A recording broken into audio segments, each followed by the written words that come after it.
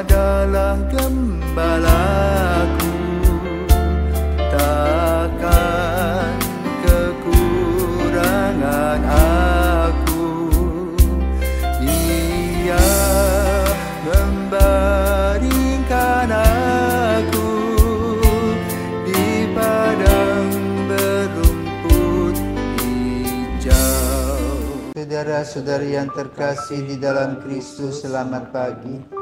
Salam jumpa lagi dalam Sabda Siap Saji. Senin 22 Januari 2024, hari biasa, pekan biasa ketiga. Marilah kita berdoa dalam nama Bapa dan Putra dan Roh Kudus. Amin. Allah Bapa yang Maha Baik, Engkau telah mengikat perjanjian dengan kami melalui Putramu yang terkasih, Tuhan kami, Yesus Kristus. Berilah kami rahmat-Mu agar kami pun mampu patuh dan setia kepada Putramu. Sebab Dialah Tuhan pengantara kami, yang bersama dengan Dikau dalam persatuan Roh Kudus, hidup dan berkuasa, Allah sepanjang segala masa. Amin. Tuhan bersamamu Dan bersama rohmu. Inilah Injil Yesus Kristus menurut Markus. Dimuliakanlah Tuhan. Markus bab 3 ayat 22 sampai dengan 30. Pada suatu hari datanglah ahli-ahli Taurat dari Yerusalem dan berkata tentang Yesus, "Ia kerasukan Beelzebul." Ada juga yang berkata, dengan kuasa penghulu setan ia mengusir setan.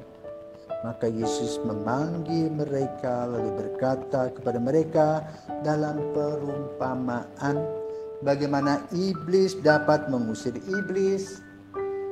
Kalau suatu kerajaan terpecah-pecah, kerajaan itu tidak dapat bertahan. Dan jika suatu rumah tangga terpecah-pecah, rumah tangga itu tidak dapat bertahan. Demikianlah juga kalau iblis berontak melawan dirinya sendiri. Kalau ia terbagi-bagi, ia tidak dapat bertahan, malahan sudah tamatlah riwayatnya. Camkanlah, tidak seorang pun dapat memasuki rumah seorang yang kuat untuk merampas harta bendanya, kecuali kalau ia mengikat lebih dahulu orang kuat itu. Lalu barulah ia dapat merampok rumah itu.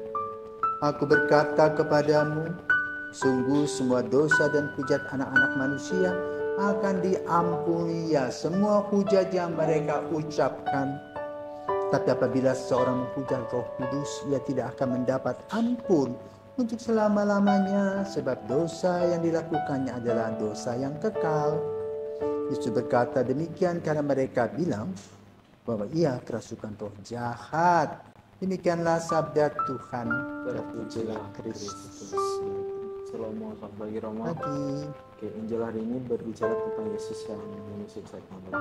Saya ingin bertanya Roma, untuk dalam diri kita masing-masing nih Roma, apakah ada kayak hal-hal seperti itu Romo yang mengganggu kehidupan kita pribadi? Ya, selamat pagi para Pisau dan Leon. Ada dosa, kita punya dosa asal turun-temurun. Maka yang sering muncul itu 7 dosa.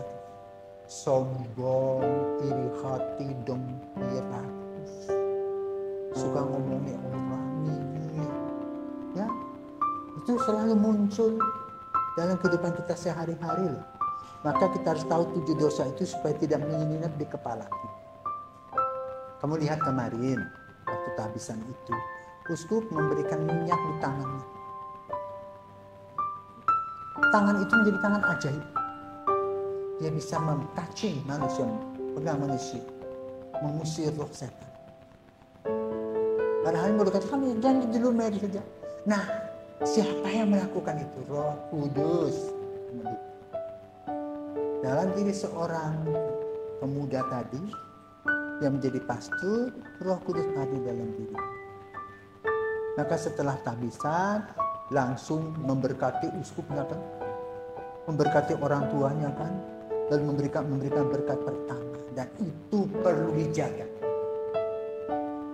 Dia akan luntur kalau kita nyeleweng. Jadi tidak lagi bernilai. Oke, jadi Roh Kudus hadir di dalam langkah-langkah kehidupan manusia. Maka lalu Yesus itu bekerja dengan Roh Kudus sehingga dia bisa menemping kegelapan. Dia bisa mengusir kegelapan. Tetapi manusia berpikir Yesus bekerja sama dengan Beelzebul, kepala setan. Karena yang muncul setan-setan kecil. Maka dari Yesus mengatakan itu Roh Kudus. Jadi jangan takut. Dan juga seorang imam itu dengan kehabisannya itu dia mendapat hak untuk mengusir roh-roh jahat.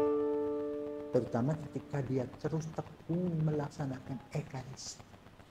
Jadi kekuatan seorang imam itu pada doa dan ekaristi. Dan dia bisa mendoakan banyak orang. Dan setelah dia menjadi imam, dia boleh mendengarkan pengakuan. Bagaimana rahasia orang bisa didengar, bisa diungkapkan kepada pastor. Hebat. Juga pada saat sakit, orang tua siapa sakit diberikan perlindungan. Ya, bahkan nanti menjadi uskup bisa dengan memberikan perlindungan. Roh Kudus tetap ditayangkan dalam kehidupan. Maka pada hari di mana Yesus berdoa dan berkarya sebagai manusia, Roh Kudus sudah hadir di dalam dirinya. Kenapa? Yesus dan Roh Kudus itu menyatu. Jadi Allah itu Tunggal Maha Kudus. Maka mari kita percaya ya bahwa kuasa kegelapan bisa dihancurkan oleh Kristus yang terang Roh Kudus. Maka jangan main-main dengan Roh Kudus. Juga jangan main-main dengan setan-setan. Ada orang masih bermain-main dengan setan, masih jadi hambanya. Hanya untuk apa? Mendapatkan kehidupan. Bisa disenangi pemimpinnya. Jualan bisa laku. Ya, kelihatan tampan dan cantik.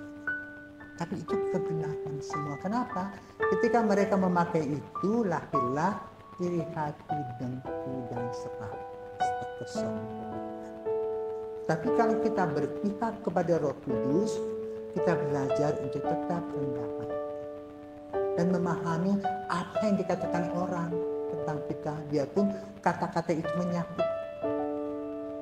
Kita tidak bisa membalas, tetapi kita biarkan saja. Kalau kita tidak buat, ya, nanti dia capek sendiri. Ya. Kenapa? Terang Roh Kudus akan membuat kita dewasa dan kita tidak kerasukan roh jahat. Karena dia selalu hadir menerangi hidup kita dan kita merasa aman dan nyaman. Apakah kita tidak mau? Ayo kita nikmati terang Roh Kudus dalam langkah-langkah kehidupan kita. Tuhan memberkati.